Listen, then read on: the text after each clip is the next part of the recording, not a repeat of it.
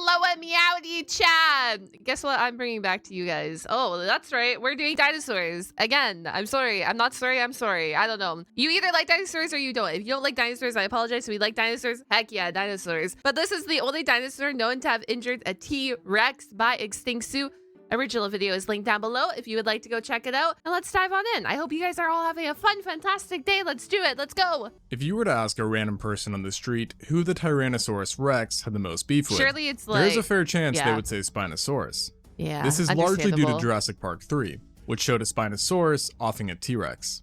And because most people are under the assumption that dinosaurs shown in Jurassic Park actually live together, it's become somewhat common for people to think that Spinosaurus... See, this is the thing. This is the thing. I love Hollywood. I love Hollywood promoting animals in the spotlight and like especially extinct animals like this, like dinosaurs, hella cool, but that is the problem as well. They promote them incorrectly and then people believe these things because people don't, you know, research further. And then when these things aren't true, they're like, surprise Pikachu face. And T-Rex had death battles on the regular. Crazy. Also, now that we have this movie, some will think Giganotosaurus was rumbling with the T-Rex as well. However, neither ever saw the Tyrant King, nor even came close to, seeing that they were separated by, well, millions of years. In reality, T-Rex's true nemesis wasn't a theropod at all. Rather, a herbivore, which to date is the only known animal to have ever caused injury to a T-Rex. What? You're telling me this herbivore got beef? Listen. Sometimes you don't mess with them. They're built different. This was the Triceratops. If you have any interest at all in dinosaurs or paleontology, this name should ring many bells, as over time it has become an icon itself thanks to its unique appearance and mighty size. Yet ironically, despite having a famous name, it didn't even start out being called Triceratops. I think this is like a famous dinosaur. I feel like a lot of people know what the Triceratops is. Due to a major misclassification, as paleontologists first thought it was a mammal of all things. What? This happened after a pair of brow horns were discovered in 1887 within Colorado. They were eventually sent to famed paleontologist Othniel Marsh, who believed that these horns belonged not to a dinosaur but to an ancient bison who hailed from the Pliocene and was unique in both shape and size. He dubbed this so-called bison alticornis and left it at that. Bro, I'm not gonna lie, I'm pretty sure I have that picture. I have a picture really similar to that on the wall of a bison. That's crazy. Or a painting, not a picture, my bad, it's a painting. Why he may have done this is that at the time, no one knew ceratopsian dinosaurs even existed. A discovery that would actually come just 1 year after the brow horns were unearthed, when the same paleontologist introduced the world to Ceratops, the first horned dinosaur. Within the same year, another monumental event occurred, when a cowboy stumbled upon a monstrous skull sticking out of a ravine. Chat, how can I stumble upon a skull? I guess, you know, not recording videos in my room. I would have to go outside and do it. I want to stumble upon dinosaur bones. It, like other horned dinosaur remains, were sent to Marsh, who designated them as a brand new Ceratops species. For 1 more year after this, nothing really changed. Until, that is, by sheer luck, a well-preserved skull that matched the one belonging to this so-called new Ceratops was located. The only difference in this skull was that it had all of its horns, which amounted to 3, leading Marsh to finally acknowledge that the new Ceratops species and his bison were not only all the same animal, but also a completely new genus of horned dinosaur, which he aptly named Triceratops, meaning the 3-horned face. Its discovery was a huge deal, not only because of the press it generated, but also the role it played in dinosaur classification, with the major group Ceratopsia being classified as all marginocephalic. The best class is right there in the middle. You see those Sauropodas? Oh my god, who would have thought the best class? I'm kidding. I feel like a lot of people either like the long neck boys or they don't like them. Aliens more closely related to Triceratops than to Pachycephalosaurus. Within this group, Triceratops is thought to fall under the Ceratopsidae family, and more specifically, the Triceratopsinae tribe, where it is joined by its closest relative, the contemporary Torosaurus. I like this dude. The dude with the really high skull. I don't know who he is. If you know what I'm referencing here, I don't know. This dude? The one like in the middle here? I guess the one in front of it too. I don't know what they're called, the thingy on their back, but he has like a very extended one. Outside of classification, this new dinosaur was a massive hit thanks to its giant skull and strange horns. Plus, it helped that new formations with loads of specimens, like Hell Creek, were being discovered, which also led to the realization that there had once been more than one species. And since the 19th century, over 15 species have been described, but only 2 are considered valid today: Triceratops horridus and Triceratops prorsus. From a Only distance, 2. both would have looked superficially the same, yet they did have their differences, with horridus typically having a longer snout and shorter nasal horn, while prorsus had the opposite, a shorter snout yet longer nasal horn. Although one area that they were very similar in was size. Technically, the largest known specimen, dubbed Big John, belonged to a horridus, thus giving them a slight edge. But in the grand scheme of things, both species were absolute units. An adult Triceratops was among the largest non-sauropods of their time, ranging anywhere from 8 to 9 meters or 26 to 30 feet in length, while weighing on average between 6 and 10 tons. Exceptionally large individuals were even bigger, possibly tipping the scales at 12 tons, making them heavier than the Tyrannosaurus itself in a Bro, they're a complete tank. I knew that they were big. Like, I did know that they were big, but seeing the comparison and seeing them beside other things, I'm like, holy moly. For the largest ceratopsian of all time. To give a little perspective on how incredibly heavy this is, a 12-ton Triceratops would be equal to 6 average-sized cars or 120 American men. Crazy. No doubt this kind of size made matured adults fairly safe within their environments. But because Triceratops lived during the age of dinosaurs, and specifically alongside one of the largest theropods we know of, size alone sometimes wasn't enough, and in turn, it had evolved some pretty powerful defenses, one of which was its bones. Many ceratopsians had robust builds, yet Triceratops was particularly sturdy, having bones that were far more thickened than what's normally seen in dinosaurs. That's and this is nicely demonstrated. I didn't know that at all. What? When you compare Triceratops femur against a femur belonging to an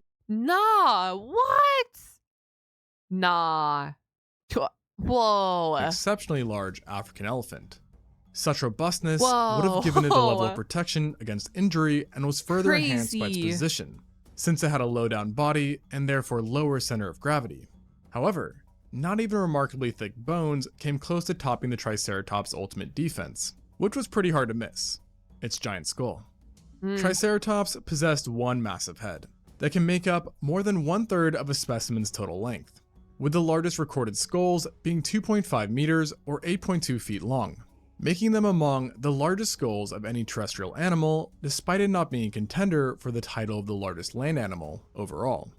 One reason its head was so big was thanks to a widened frill at the top that likely had a multifunctional role, playing a part in both courtship display, where it might have been colored, as well as lending a massive hand in defense against large predators. Guys, you know what? I think I'm convinced. I think I'm going to the other side. I think I'm a Triceratops fan now. There is fairly solid evidence that backs the idea of the frill acting as a defensive tool, as it did cover the neck, a highly vulnerable area, and was made up of fibrolamellar bone, a special type of bone that is known to rapidly heal once damaged and has the ability to regrow within a short amount of time. The sheer size of the frill may have also played a part in preventing successful attacks, as it could have acted as a form of intimidation. But if the frill failed, the Triceratops had one more trick to take out aggressors: its legendary horns. These weapons need no introduction, as they I mean, I guess.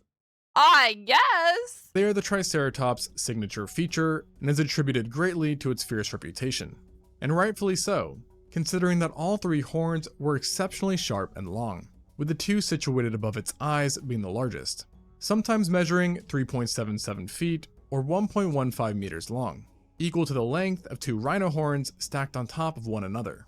And this isn't even taking into account that most paleontologists are certain that in life, Triceratops' horns were covered in sheaths of keratin, as seen in modern-day mammals, implying that they were actually even bigger. Over the years, numerous ideas on the function of these horns have been proposed, with the most popular one being that they were used to combat T-Rex. However, there is immense debate over this claim, and a typically more accepted one Listen. Sometimes the vegetarian dinos have hands. And in this case, they got weaponized hands. Horns were mainly designed for battle, but not battle against theropods. Against each but other? rather with its own kind. That makes These intraspecific duels would have been savage, with Triceratops charging at high speeds and tussling about with their horns. They remind me of moose, right? when they battle for dominance and then they get their antlers stuck together. This is exactly what this reminds me of. Horns interlocked. Fights most likely occurred over mating rights or territory, and studies have found that such combat was the rule, not the exception, as a review of Triceratops skulls found that 14% had injuries to the head itself that matched what you would expect from a horn piercing a skull. Even the most famous Triceratops specimen, Big John, didn't escape the brutal lifestyle that these ceratopsians lived, as his skull had a gaping hole in the frill which is thought to have come from a rival, and probably also ended up killing him after the wound became infected.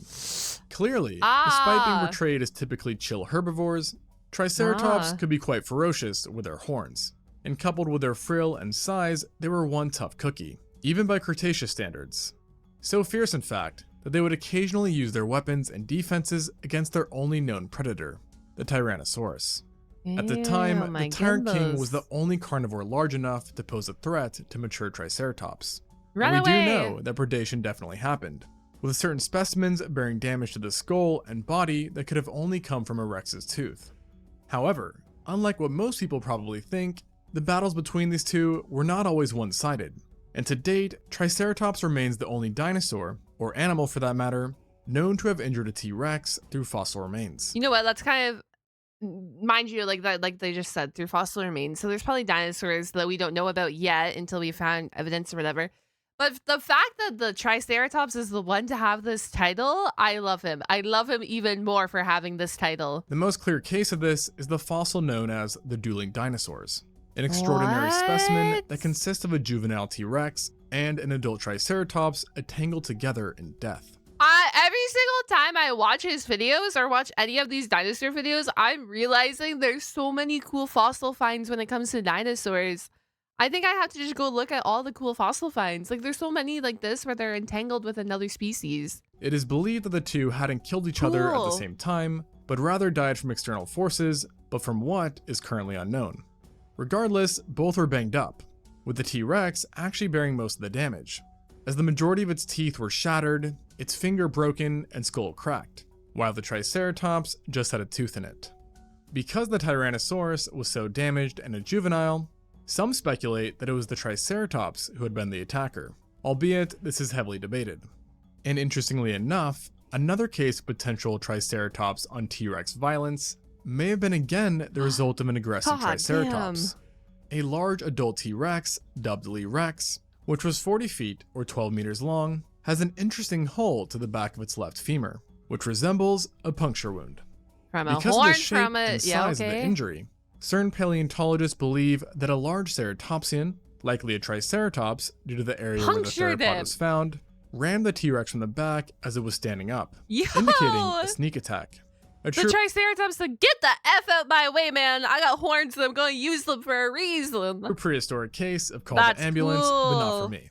Furthermore, other paleontologists like Peter Dotson believe that in a fair direct confrontation between a bull Triceratops and T-Rex, the fight was actually more in favor of the Triceratops. Naturally, many disagree with this take, but whatever the case, it still stands that Triceratops was well equipped and pretty terrifying in its own way, becoming even more terrifying when you take a peek into its mouth.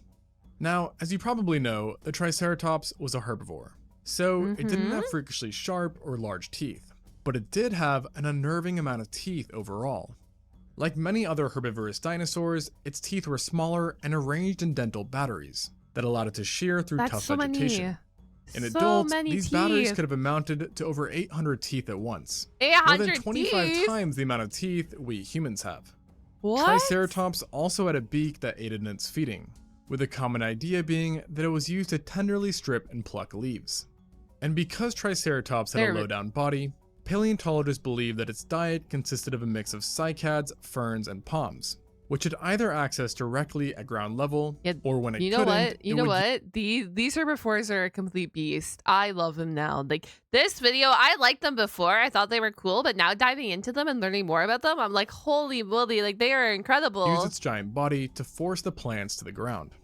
That Such makes a tactic sense. wasn't special among large herbivores at the time. Yet Triceratops as a package was special. Just knock everything in your way by down. Sheer dominance within its ecosystem, often being by far the most abundant animal around, sometimes accounting for 69% of the total dinosaur population within certain ecosystems, that's like big. the Upper Hell Creek Formation, where in total, Triceratops makes up 40% of all skeletons. That's big. And even in general, it's considered one of the most commonly found dinosaurs worldwide, a sign that it truly flourished during the late Cretaceous. With a dense population like this, you'd expect the Triceratops to have been a social creature, but according to most paleontologists, it actually preferred its personal space.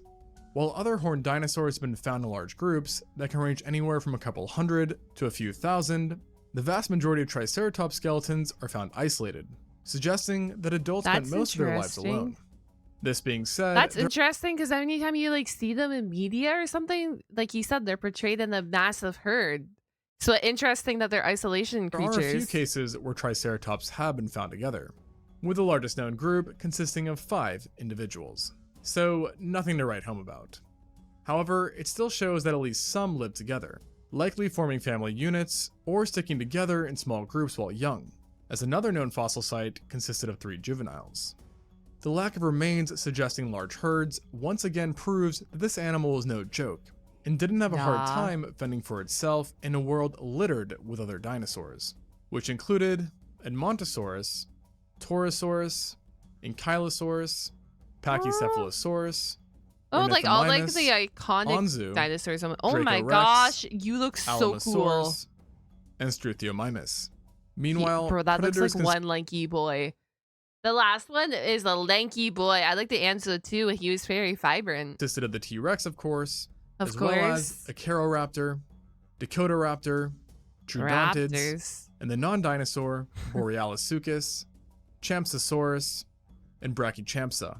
Other non-dinosaurs included a variety of turtles, mammals, fish, snakes, amphibians, insects, and pterosaurs. The reason why there was so much life around actually, I think I should deep dive into pterosaurs because they kind of freak me out. Not freak me out per se, like I'm not freaked out by them, but like the thought of them is very unique. Does that make sense? I don't know if that makes sense, but I feel like we should deep dive into them next. Triceratops is that it typically lived in lush subtropical forests that were covered by swamps, lakes, and rivers, allowing for an abundance of life. The most famous of which was the Hell Creek Formation, where Triceratops could have easily been spotted on the regular anytime from 68 to 66 million years ago. Sadly though, not even its near perfect adaptations that allowed it to be a dominating force would help it survive. Because, as you all probably know, the Triceratops is one of the unlucky few dinosaurs who were around for the KT extinction event that ended both it and the T-Rex, finally settling their ancient beef. Interestingly, Triceratops was possibly the last one standing between the two, as for now, a Triceratops found 13 centimeters above the KPG boundary is considered the youngest dinosaur known to science. One last achievement for this prehistoric icon. Going out with the Triceratops wasn't I was about to say going out with a bang, and then I was like, oh, I shouldn't say that, but I said that, but because he actually did go out with a bang. Oh my god, poor choice of words. The only animal back then that the T-Rex was wary of, as there once existed an animal that even the T-Rex has never been found to attack. Okay, that if was you want to hear incredible. more about that, check out the video I made recently about the only dinosaur the T-Rex was afraid of. And if you made it this far, thanks for watching, and until next time on Extinct Zoo. The Ankylosaurus or whatever, however you pronounce them, is that the other one? I don't know. Thank you guys so much for watching a video. If you made it all the way to the end, comment down that dinosaur emoji and let me know too what Extinct Zoo video you want me to react to next, and or whatever you want me to react to next. Drop them down below. I will catch you guys all on the flip side. I hope you guys have a fantastic day, and goodbye everyone.